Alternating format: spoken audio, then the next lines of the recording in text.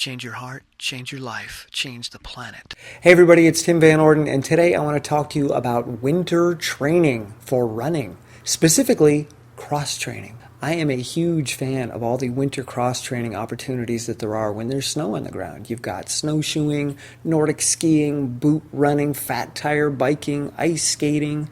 The possibilities are endless to either maintain your fitness or to actually increase and improve your fitness because you're able to train longer without the impact of the road.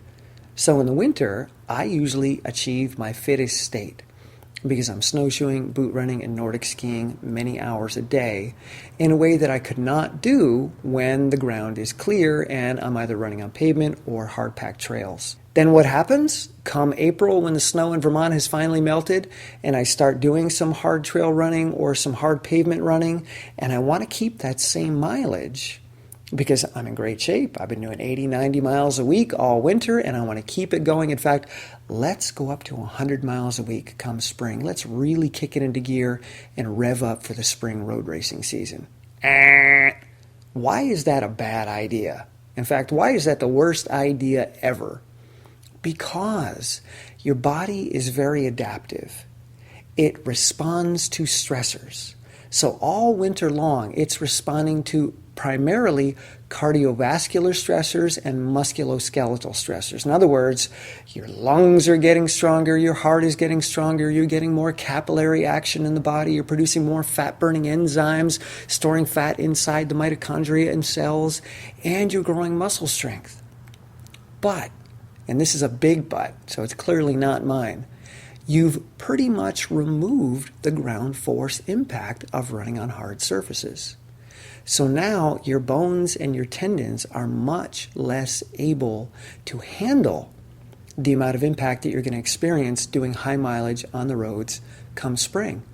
All winter long, those tendons and bones under less impact are starting to get smaller because that's what the body does. It's very economical.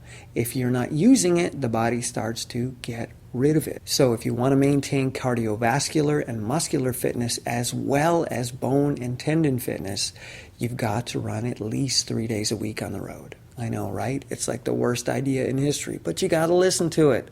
Because if you're not doing this, the bones, the tendons, they're going to get smaller.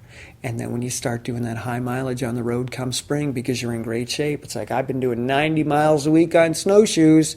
I can do 100 on the road, no problem. Your muscles can, your heart can, your lungs can. You're going to feel really strong, but your bones and your tendons are going to be really prone to injury because they're not ready to handle that kind of impact. Most running injuries occur in newer runners who are progressing too quickly.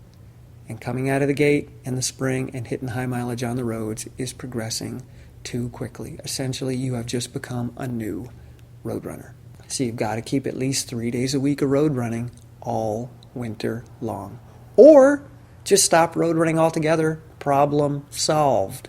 Mostly because you're going to be running on some trails and they can be kind of hard surfaces too, so you still probably want to do some road running. All right? So there's the bad news for you. Winter cross training is fantastic to maintain or improve fitness, but you still have to include the road running. You still have to get that impact to keep that adaptation in the tendons and the bones. Meep, meep. Gotta go. Love you guys. Bye. Stop shaking. I told you to stop shaking. This camera's like shaking, and I don't want it to be shaking because then it's all shaking, and nobody wants to look at shaking videos. Stop shaking. What are you shaking for? Ground reaction forces. We're talking about reaction forces. It's not impact force. It's ground reaction force. GRF. Today I want to talk about GRF. Ground reaction force. I've been hit. Oh my God! It's just my hand on my chest. I haven't been hit at all.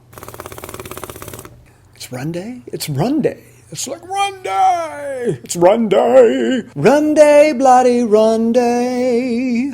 Run day, bloody run day.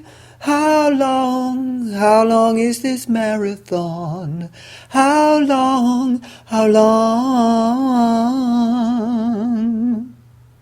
That's how I feel about marathons.